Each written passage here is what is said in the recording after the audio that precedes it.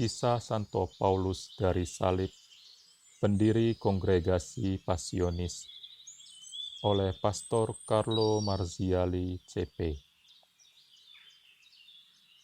Bab ke-6, Pertapa dan Rasul. Mengajar katekismus kepada anak-anak. Pertapaan Santo Stefanus sungguh sederhana. Satu bilik tanpa perabot apapun untuk mereka berdua. Dua tempat tidur terbuat dari ranting kayu, sebuah salib dan sebuah cambuk yang tergantung di dinding. Mereka tidak khawatir tentang makanan. Sebuah keranjang digantungkan di luar jendela dengan tulisan, "Berilah sedekah kepada para miskin Yesus." Yang lewat memasukkan potongan roti. Apa yang baik dibagikan kepada orang miskin, dan sisanya mereka makan. Sebagian besar hari mereka lewati dengan kontemplasi sambil bersyukur kepada Tuhan, karena mengurniai mereka tempat sunyi dan tenteram itu. Tetapi semakin menenggelamkan diri ke dalam doa, semakin timbul keinginan untuk menolong sesama. Tatkala Uskup Gattinara mengetahui keinginan mereka untuk merasul, mereka pun dianjurkan untuk mengajarkan katekismus kepada anak-anak di gereja Santo Carlo. Dengan segera, tanpa ditunda-tunda, Paulus menjalankan anjuran itu. Dengan membawa patung Yesus tersalib yang besar, ia melewati jalan seluruh kampung sambil berseru, "Datanglah ke gereja Santo Carlo untuk mendengarkan ajaran agama Kristiani. Para ibu dan bapa, suruhlah anak-anak untuk menghadiri ajaran Kristiani. Kalau tidak, kalian akan bertanggung jawab di hadapan Allah." Yang terkasih, marilah mendengarkan ajaran Kristiani. Akan diajarkan kepadamu jalan ke surga. Sementara itu, seorang anak membunyikan lonceng kecil untuk menarik perhatian anak-anak lain, sehingga semua berduyun-duyun mengikuti rombongan itu ke gereja. Berkhotbah dari mimbar kepada orang dewasa. Bukan hanya anak-anak saja yang mau mendengarkan Paulus, orang dewasa pun tidak ketinggalan. Ketika sukses Paulus sampai ke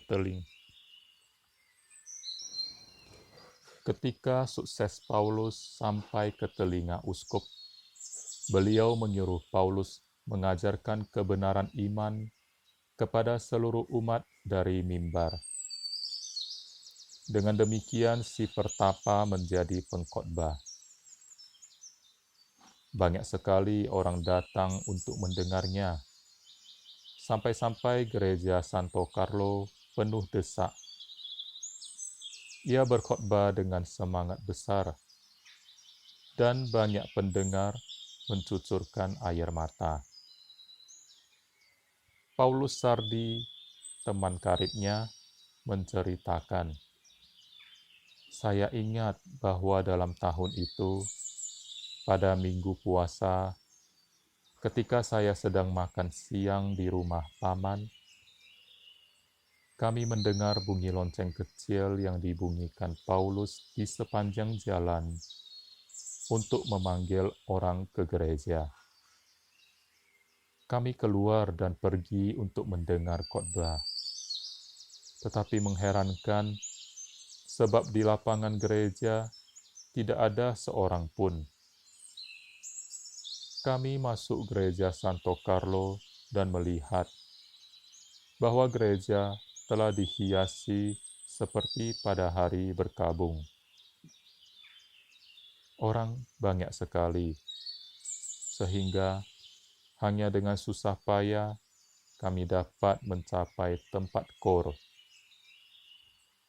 Dari sana kami mendengar Paulus berkhotbah dengan semangat besar, dan juga orang yang mengeluh, "Aku menyesal, aku bertobat."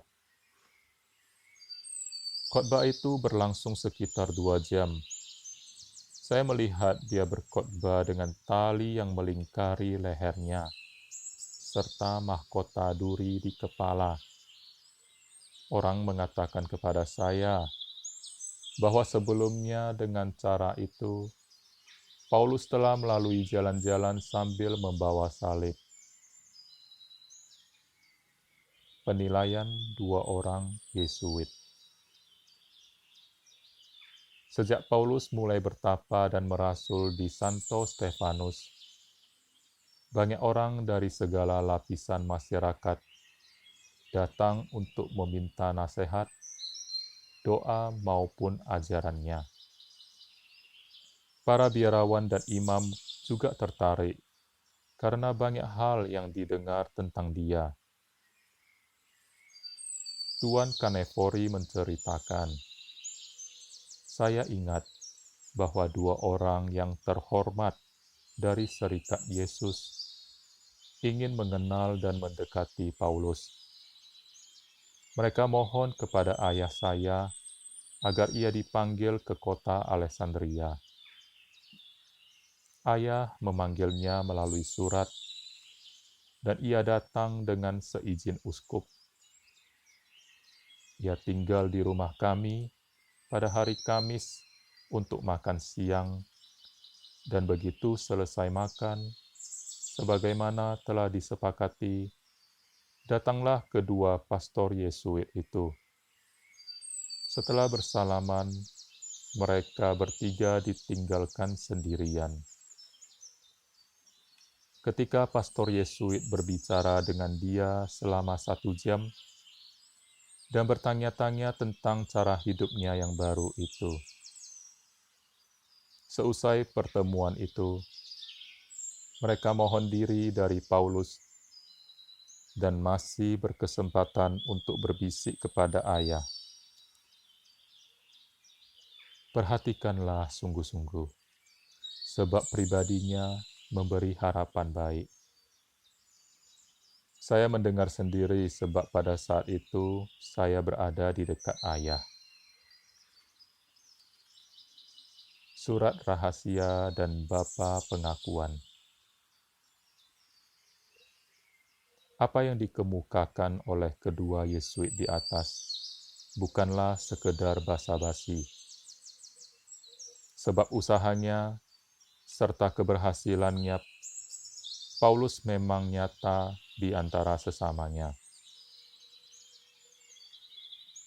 Banyak orang bertobat serta memperbaiki tingkah lakunya. Banyak orang mulai merasakan kebutuhannya akan sakramen pengakuan dan ekaristi. Paulus hanya seorang pertapa, belum menjadi imam. Namun orang sangat percaya kepadanya, membuka hati dan menceritakan juga dosa mereka untuk mendapat nasihat dan hiburan.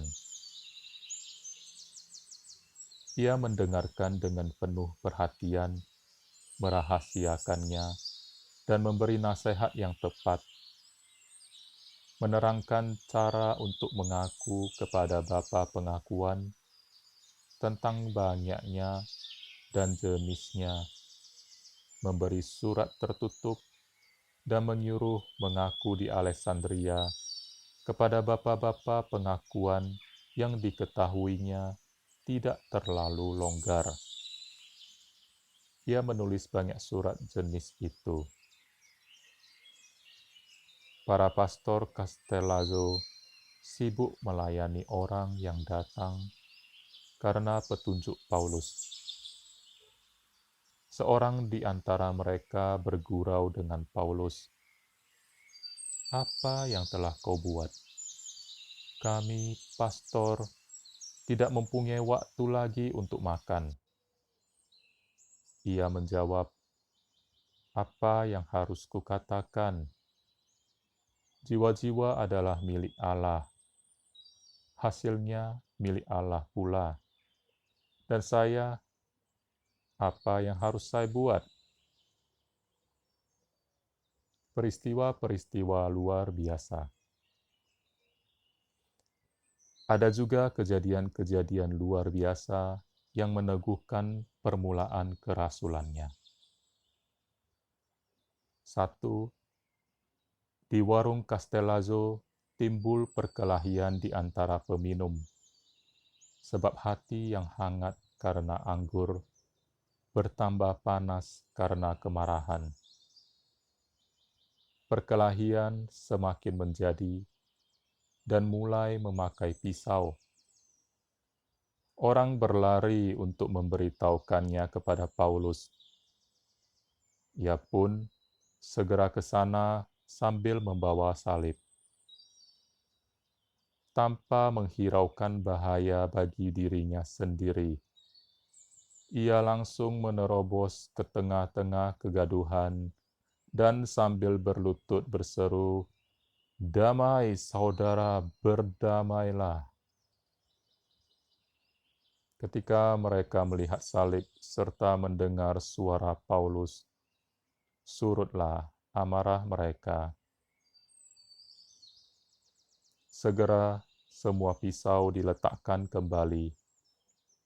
Mereka berdamai dan pulang sebelum melakukan sesuatu yang tidak diharapkan.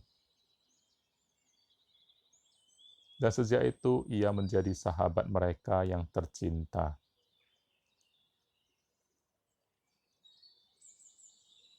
Dua, seorang pemuda, Talpone namanya, mempunyai kebiasaan hidup seenaknya.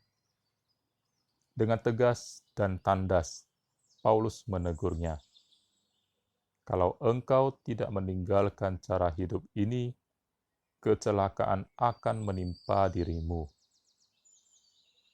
Tetapi si pemuda tidak mempedulikan teguran itu, malahan mentertawakannya.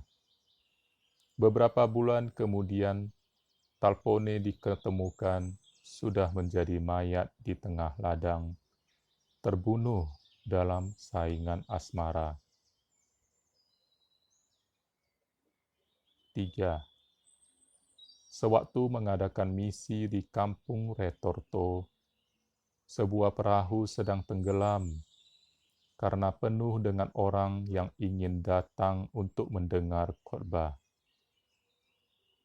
Paulus berlari ke tepi sungai memberkati mereka dengan salib, dan luputlah mereka dari bahaya yang hampir menimpa mereka. Karena peristiwa-peristiwa ini dan banyak lagi yang lain, maka penduduk Castellazzo amat mencintai dia. Tatkala tiba waktunya, ia harus pergi dari sana untuk melaksanakan panggilannya. Mereka menangisi dia karena merasa kehilangan seorang bapa yang mampu mengajarkan hidup Kristiani sejati.